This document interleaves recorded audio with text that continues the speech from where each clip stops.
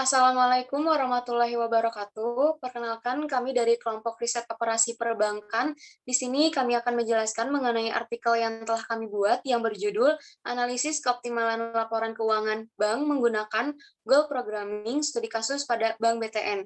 Di sini beranggotakan saya sendiri, Siti Mukaromah, dan juga teman-teman saya ada Hana Tiara dan juga Mulan Latifah.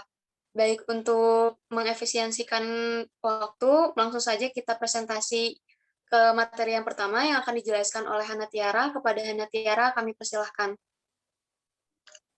Riset operasi secara umum yaitu dapat diartikan sebagai suatu proses yang terorganisasi dalam mencari kebenaran akan masalah, sedangkan kata operasional atau operasi didefinisikan sebagai tindakan-tindakan yang diterapkan pada beberapa masalah.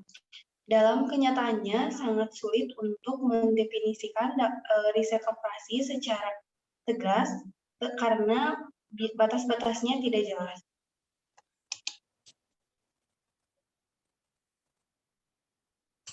Adapun pengertian riset operasi menurut beberapa ahli, yang pertama menurut Morse dan Kimball mendefinisikan riset operasi sebagai metode ilmiah yang meningkatkan para manajer mengambil keputusan mengenai kegiatan mereka tangani dengan dasar kuantitatif.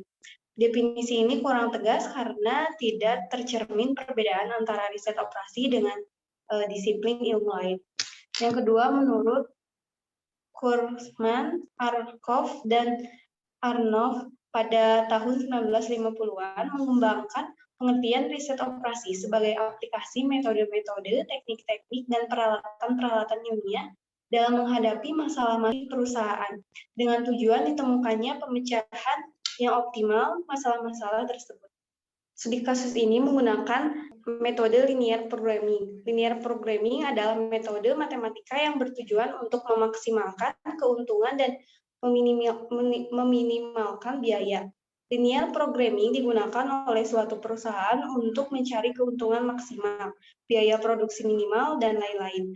Linear programming digunakan untuk mencari hasil yang optimal dari suatu tujuan dengan kendala tujuan tertentu. Model linear programming yaitu memaksimalkan atau meminimumkan. Penyelesaian linear programming menggunakan dua metode, yaitu metode grafik dan metode simplex. Metode grafik yaitu metode merupakan salah satu metode yang dapat digunakan untuk menyelesaikan masalah program linear. Metode grafik hanya dapat digunakan untuk menyelesaikan permasalahan program linear dengan dua variabel. Dalam metode grafik, penentuan titik optimum memiliki dua alternatif cara, yaitu diuji titik pojok dan dengan garis setitik. Yang kedua, metode simplex, yaitu metode pertama kali diperkenalkan oleh Gorsby dan Tix, merupakan metode berulang yang digunakan untuk pemecahan permasalahan linear programming yang dinyatakan dalam bentuk standar. Yang kedua yaitu menggunakan goal programming. Goal programming merupakan perluasan dari linear programming. Perbedaan linear programming dan goal programming ada pada variabel deviasinya. Goal programming dapat menyelesaikan permasalahan dengan multi tujuan melalui variabel deviasinya. Variabel deviasi merupakan penyimpangan yang terjadi di atas target maupun di bawah target. Variabel deviasi tersebut digunakan untuk menilai keoptimalan suatu tujuan. Istilah-istilah goal programming yang pertama yaitu variabel keputusan, yaitu seperangkat variabel yang tidak diketahui, biasanya dilambangkan dengan XY. Yang kedua yaitu nilai luas kanan, yaitu nilai yang menunjukkan ketersediaan sumber daya yang akan ditentukan kekurangan atau kelebihan penggunaan, biasanya dilambangkan dengan huruf BI. Yang ketiga yaitu tujuan, goal, yaitu target untuk meminimalkan nilai penyimpangan dari suatu nilai RHS pada suatu fungsi kendala tertentu. Yang selanjutnya itu variabel deviasi, yaitu variabel-variabel yang menunjukkan kemungkinan penyimpangan-penyimpangan dari suatu nilai sisi kanan kendala tujuan. Jika untuk tujuan memaksimalkan, maka yang akan dicari adalah penyimpangan negatif. Karena untuk mencari penyimpangan di bawah target.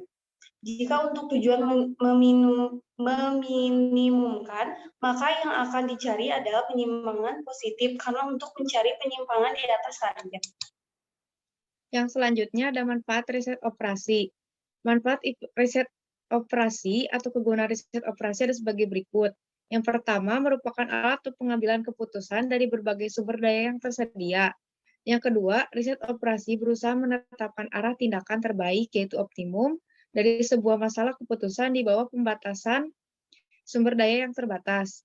Yang ketiga, memberikan pengembangan diri dari beberapa sektor seperti teknik dan ilmu penghitungan, ilmu politik, matematik, ekonomi, teori probabilitas, dan statistik. Yang keempat, memberikan kemudahan dalam pengambilan keputusan kegiatan kerja dalam bidang industri, bisnis, dan manajemen.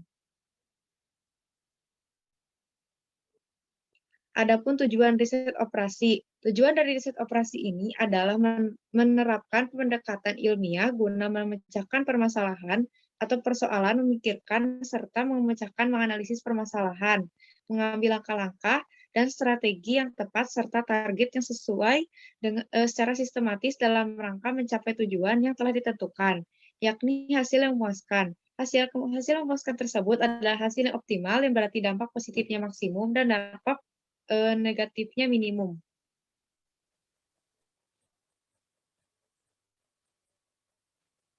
Selanjutnya adalah studi kasus. Di sini studi kasus akan dijelaskan mulai dari latar belakang, tujuan penelitian, metode penelitian, proses penelitian, hasil penelitian, kesimpulan, dan saran. Yang pertama, latar belakang. Bank adalah lembaga yang memiliki wewenang untuk menerima Bank adalah lembaga yang memiliki wewenang untuk menerima simpanan uang dan meminjamkan uang. Kata bank berasal dari bahasa Italia, banca, yang berarti tempat penukaran uang. Bank menjalankan tugas dan fungsinya. Setiap bank menyusun sebuah laporan keuangan. Laporan keuangan disusun untuk mempertanggungjawabkan segala aktivitas yang dilakukan oleh perusahaan, baik itu berupa arus masuk ataupun arus keluar. Sebagai tindak lanjut dari penyusunan laporan keuangan, maka dilakukan kegiatan analisis laporan keuangan. Analisis laporan keuangan bank dilakukan untuk mencapai beberapa tujuan. Hasil analisis laporan keuangan akan menunjukkan informasi tentang kelemahan dan kekuatan yang dimiliki oleh perusahaan tersebut. Dengan mengetahui kelemahan dan kekuatan dari perusahaan tersebut, maka perusahaan dapat menentukan kebijakan untuk periode selanjutnya agar mendapatkan laporan keuangan yang optimal. Selanjutnya adalah tujuan penelitian.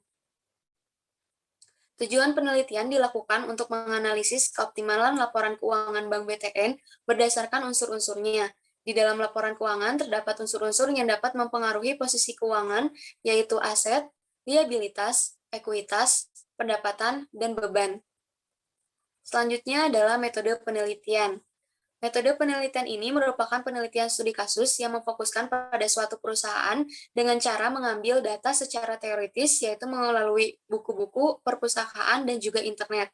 Kemudian secara lapangan yang didapatkan dari laporan keuangan BTN dari tahun 2012 sampai tahun 2016 yang telah dipublikasi melalui website www.btn.co.id. Kemudian melalui pegawai bernama Dita Novita Ardi sebagai Logistik Support Staff Bank BTN Kantor Cabang Surabaya. Dan untuk mencari dan menganalisis solusi yang optimal dari suatu model, maka digunakan metode riset operasi yaitu goal programming. Karena melalui variabel deviasinya, variabel deviasi digunakan untuk mencari penyimpangan-penyimpangan yang terjadi di atas target maupun di bawah target. Selanjutnya adalah proses penelitian.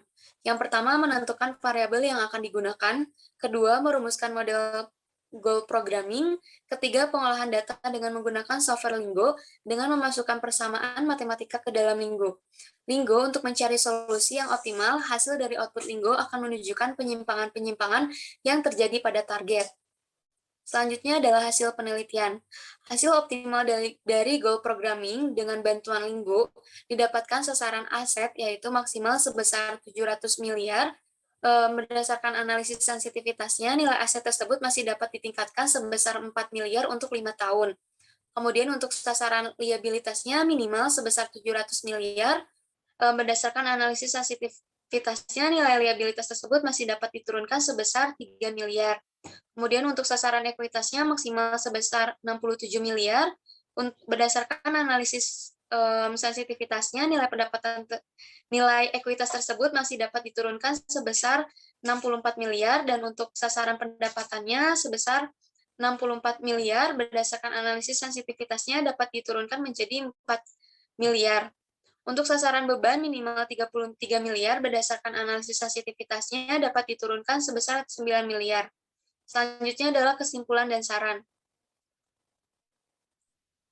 Kesimpulan dan saran. Yang pertama ada kesimpulan. Model matematika untuk menentukan keoptimalan laporan keuangan berdasarkan unsur-unsurnya pada Bank BTN dengan menggunakan goal programming. Berdasarkan model yang diusulkan, kelima tujuan tercapai. Ini dapat menunjukkan bahwa kinerja laporan keuangan pada Bank BTN baik. Namun, terdapat dua tujuan, yaitu total ekuitas dan beban yang dapat diubah untuk meningkatkan kinerja laporan keuangan.